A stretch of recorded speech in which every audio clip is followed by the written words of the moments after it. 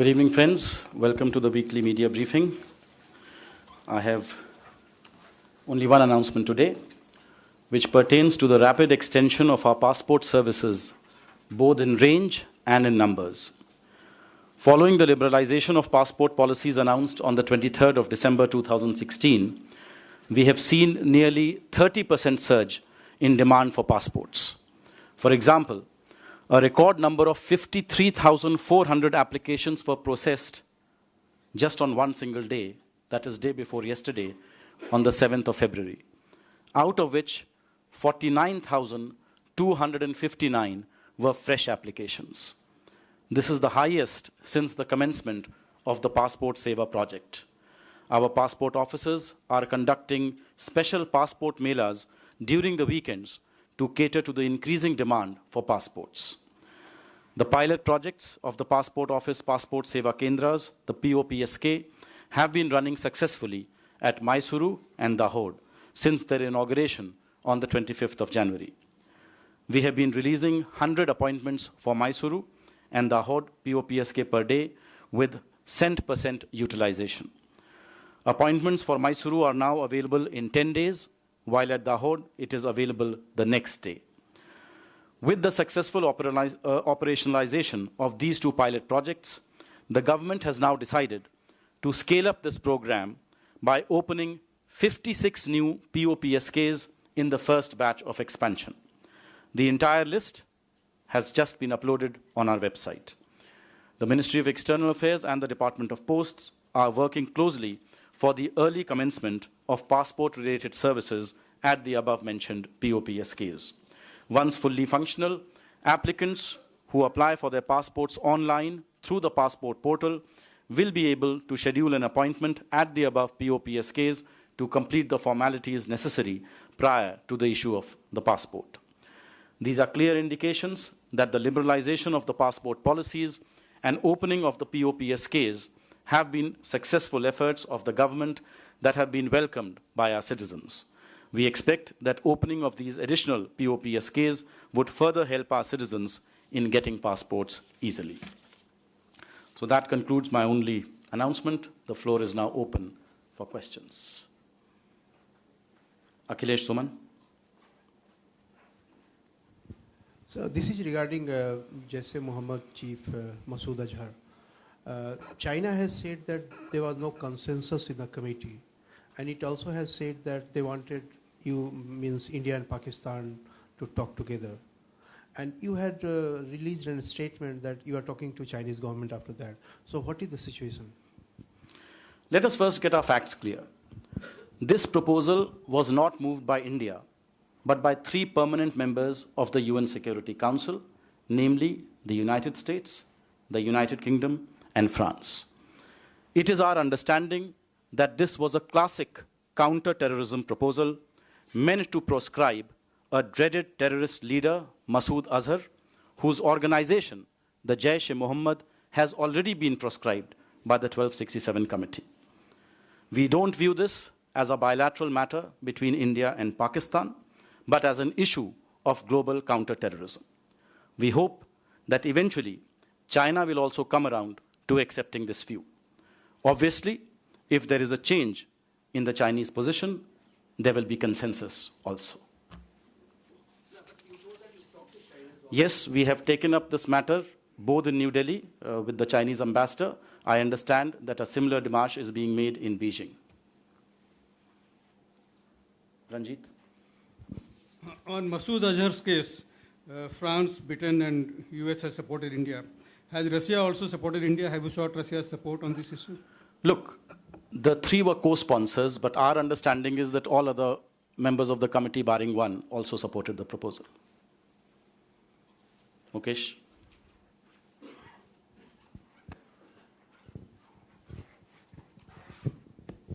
Sir, Pakistan Foreign Office has said that India is developing a top-secret nuclear city somewhere in Karnataka. I understand it is in Challakere. And they say that it may rattle the balance, the nuclear balance. What do you have to say about it? I mean, these are obviously completely baseless allegations. The so-called secret nuclear city is a complete figment of the Pakistan imagination, India has always been in compliance with all its international obligations. I also find this a very strange statement coming from a country which has A, not prepared a separation plan, and B, has a very strong record of proliferation. So clearly, this shows a complete lack of understanding. It also shows a complete lack of appreciation of India's own very, very strong credentials in the area of nuclear non-proliferation.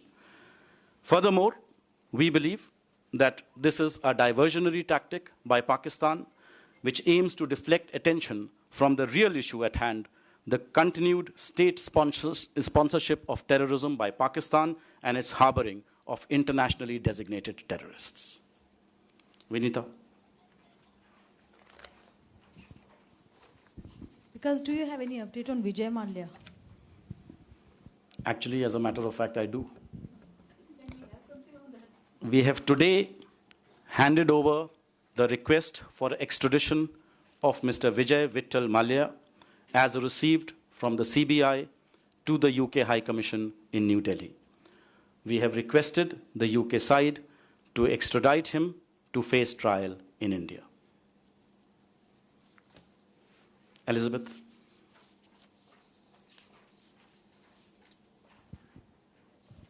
Sir, this is about the Chinese soldier who's been in India for a long time. Is there any plan to hand him across soon? Because I believe the Chinese embassy has made a request saying that it would be good during this holiday period, which is an auspicious time for the Chinese. So is this going to happen soon? Well, as I had mentioned to you at my previous briefing, we were made aware of this matter, and since then we have been following up on this case. The ministry is helping Mr. Wang Chi and his family members, which include his son Vishnu Wang, his daughter Anita Wankhede, his daughter-in-law Neha Wang, and his grandson Khanak Wang, to visit China to meet his extended family. We are working with the Chinese embassy in New Delhi and the Indian embassy in Beijing to ensure that all formalities are completed and all arrangements are in place. It's my understanding that his visit to China is imminent. Aditya? The Planning and Development Minister in Pakistan, Ehsan Iqbal, has said that they're waiting for the state elections in India to end so that there could be some peace dialogue, bilateral dialogue with India. Do you think it's conducive? There have been, as you had demanded, some concrete steps from Pakistan against terrorism, especially against Masood Azhar and Hafiz Saeed. Is it conducive that talks can happen? Because he also says that during state elections, India and New Delhi have a hawkish position on this entire matter. Look, it is not state elections in India, but state terrorism by Pakistan, which has stood in the way of a peaceful bilateral dialogue. It is high time Pakistan gets the diagnosis of the problem right. It should not remain in denial on the impact of cross-border terrorism on the bilateral relationship. So we believe that both the problem and its solution are within Pakistan's reach. Yes. It's also about Wang Chi, because I just talked with the Chinese embassy this morning, and they say he need an exit permit from Indian side, but there's some technical problem. That's what they shared with me this morning. I can assure you there is no technical problem. As we speak, his family members are getting the passports. Obviously, we'll be regularizing his stay in India as well. So as far as we are concerned, there is no technical hitch. And in fact, we are fully committed to this proposal for him to go for this family reunion. Shinjoy. There are 4 new members of the UN Security Council: Bolivia, Kazakhstan, Ethiopia, Sweden. Have they been sensitized by India on the Maulana Masood Azhar issue? And also there are other names with the Indian government and the PR. When are those names likely to be handed over to the 1267 committee? Look, this particular proposal by the US, France, and Britain was moved on the 19th of January. So obviously this was moved in light of the new composition of the UN Security Council, which means the new members were also fully on board. As far as further listing proposals are concerned, these remain under discussion, and as and when we do decide to list them, you will come to know about it. Charu? the US Commission for International Religious Freedom has, in a report which they published yesterday, leveled a number of allegations questioning India's commitment to religious freedom, tolerance. They've named leaders, including the Prime Minister, etc. We've had such reports in the past, but is there any, given the fact that, some might argue that the US is in itself in a questionable position when it raises these questions today, would the MEA like to have a comment on this report? As you have yourself said, we have rejected US Commission on International Religious Freedom's annual reports in the past as well. We have serious doubts on their credibility. Government does not see the locus standi of a foreign entity like the USCIRF to pronounce on the state of Indian citizens' constitutionally protected rights. We take no cognizance of their report. Naveen. Sir, Russia is hosting an event on Afghanistan where Prime Minister will be participating. Sir, can you give some more details about what India will be raising there and what will be the issues? First of all, let me tell you very categorically that Prime Minister is not participating in this event on Afghanistan, which Russia is hosting. This is being hosted by Russia on the 15th of February in Moscow. India, as you know, is a major development partner of Afghanistan and stands with it in meeting the challenges that the friendly country and its people face, most importantly, terrorism. India has always believed in close and constructive cooperation for peace, stability, security, and development in Afghanistan. To this end, we actively participate in several bilateral and multilateral consultations. In this context, we are happy to accept the invitation of Russia for consultations to be held in Moscow on Afghanistan on the 15th of February. We look forward to the valuable opportunity to discuss with other regional countries all aspects of the situation in Afghanistan. Our team will be led not by Prime Minister, but by Joint Secretary PAI, Shri Gopal Bagle. Suchitra.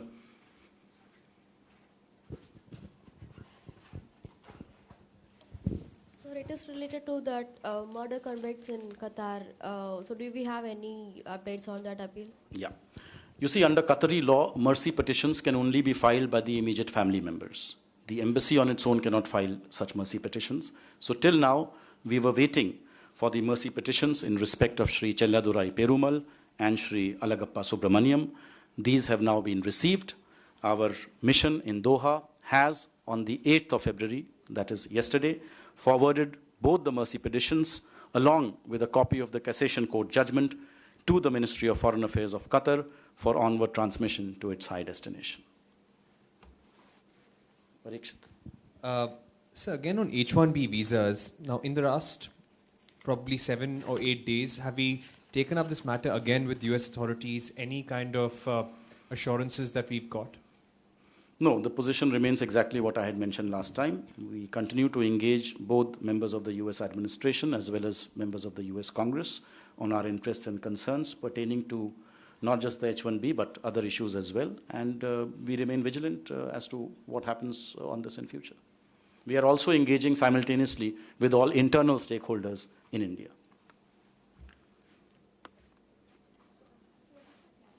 Yes, Elizabeth. Mike.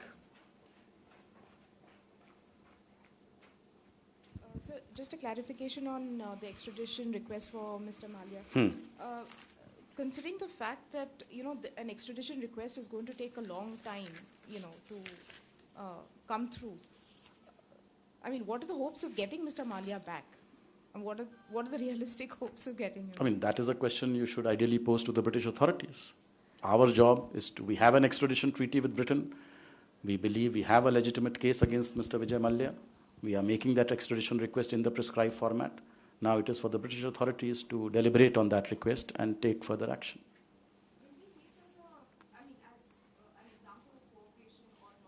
No, obviously, any extradition request, is an example of cooperation between two states. And to the extent that the extradition request is honored, it shows their sensitivity to our concerns as well. Did we make the request on Lalit Modi case? Not yet. We are still awaiting. I see no other questions. Okay. Hi, thanks. Lockheed Martin said today that they were reviewing their offer to move an F-16 production line to India in the wake of Trump's America First policy, saying he may want to review the bid. That obviously raises questions about the Make in India program as it relates to U.S. defense partners. I'm wondering if you had a comment either specifically on this case or sort of as it relates to the broader... No, defense-related matters, obviously, I'm not going to comment on. That's for the Ministry of Defense to comment on. But in a larger sense, I think the Make in India program remains very robust, and it remains a very competitive proposition for all foreign entities which want to make in India, in view of the large Indian market, in view of the excellent workforce, trained workforce that is available here, the excellent quality of the HRD, and the cost competitiveness that we offer. So I think this remains a very good value proposition for all foreign manufacturers, who are interested in not only the Indian market, but also exporting, to overseas.